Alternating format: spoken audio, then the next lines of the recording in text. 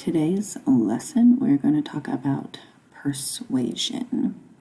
So, how susceptible do you think that you are to persuasion? Would you say that advertising affects your judgment about products or services to buy? What about celebrity endorsements? What about when you buy something on Amazon? If you ever read the reviews before buying it, you have been persuaded to either buy or to not buy that product. I do not buy anything on Amazon without reading a large number of reviews. Okay, quickly, we are going to talk about persuasion, sources, trustworthiness, etc. Okay, persuasion overview. Persuasion is the process by which a message induces changes in beliefs, attitudes, or behaviors. So anytime we have a conversation where we are trying to get someone on our side, we are attempting to persuade them.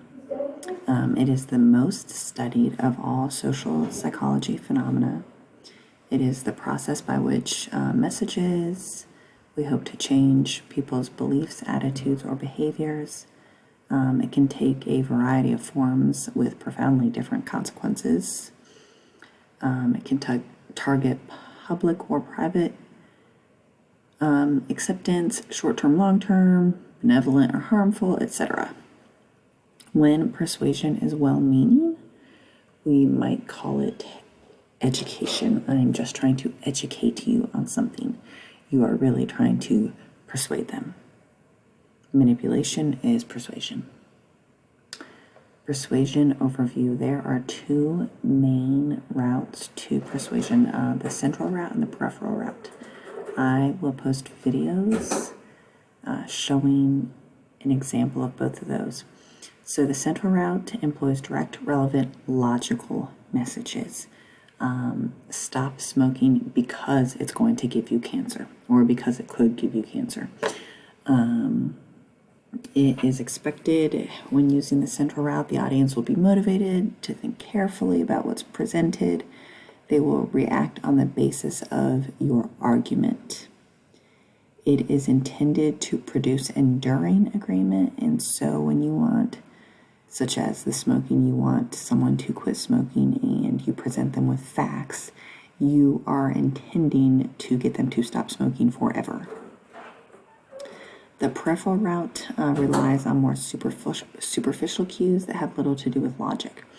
This would be the route used when you see a celebrity or someone endorsing a product. It is a common sales technique. It relies on low effort from the target. You don't really think about it much. Oh, that looks fun, or oh, that looks pretty. Oh, that looks neat. I'm going to, buy that. It often exploits common sense heuristics. Remember, heuristics are our shortcuts to solving a problem that trigger mindless reactions to persuade the target to do something you might not otherwise want to do.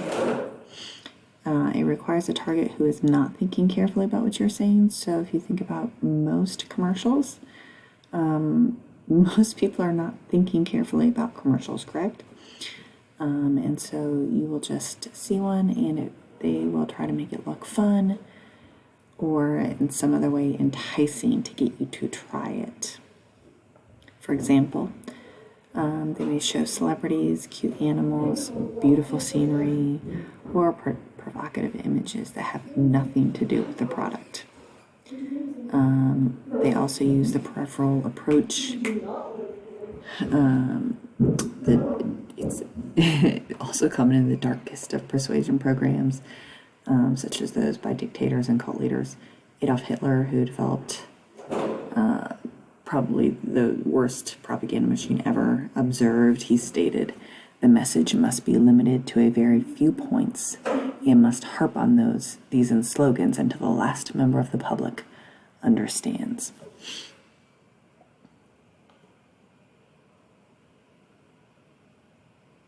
So in the two ads, central ad giving facts about smoking, the peripheral ad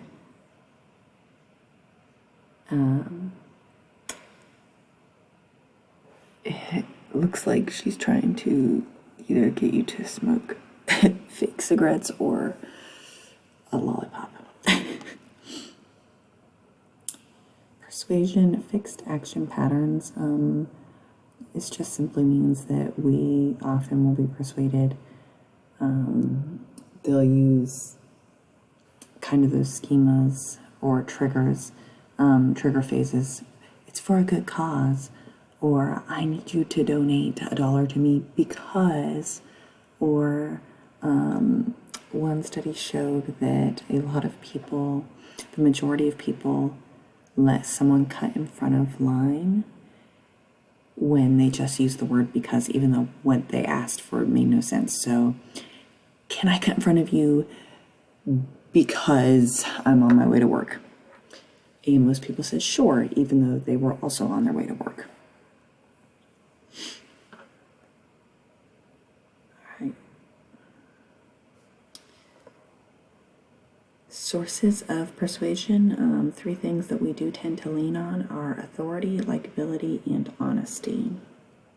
When a source appears to have any or all of these characteristics, we are more willing to agree to the request, and we often do so without considering the facts.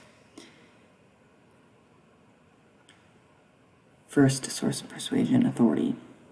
What makes us trust authority? Who's authority? You're probably going to trust a doctor more than you would trust, say, Google. I hope so, because they have authority. You're probably going to trust a teacher more than another student, or certainly someone younger than yourself, because they should have some authority. They should have some greater knowledge. We rely on authority figures for guidance. Think about when you were little, your parents, your teachers when you were younger, older kids. It is natural for us to trust designated authorities, judges, doctors, bosses, religious leaders. We see them as authority. We see them as someone who has more knowledge on a subject than we do. Uncritical trust in authority may lead to bad decisions. We will talk about some of that on Wednesday with the Milgram experiment, the Stanford Prison experiments. I'll talk about both of those. Blind trust in authority can be problematic. First off, even if they are well-intentioned, they may be wrong. They can always still be wrong. When respect for authority becomes mindless, expertise in one domain may be confused with expertise in general.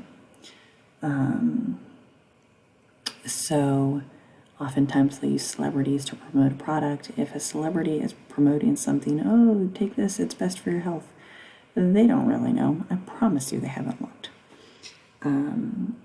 Lastly, an authority figure may not even be legitimate. You may trust a police officer just because they have a badge, but what if they're not really police officers? Okay. Second, sources of persuasion. Marketing professionals dedicate exorbitant amounts of money to making certain their clients that they're going to use to sell something, develop and maintain this image of honesty. 50,000 new products come out every single year. By the age of 16, the average child has seen almost 6 million ads. So they want the people that they're using to sell things to be honest. I am quite certain none of you probably remember this. Martha Stewart was huge when I was in my teens and early 20s. And then she was convicted of a white-collar crime, if I remember, something with the stock market trade. She was using insider information to make money. She went to jail. Sales of her product plummeted after because she was no longer seen as honest. She was dishonest. Okay. Lastly, likability. When trying to sell something, they will use people that are very, very likable. So this is Jennifer Lawrence and Justin Timberlake. The more likable a person seems, the more you're going to buy something just because they say to. Jennifer Aniston has been selling lotion, Neutrogena maybe, for years and years and years and years.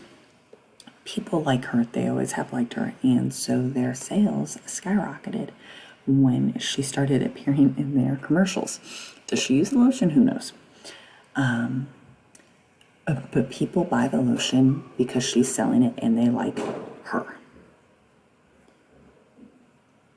I will do the next in a second video.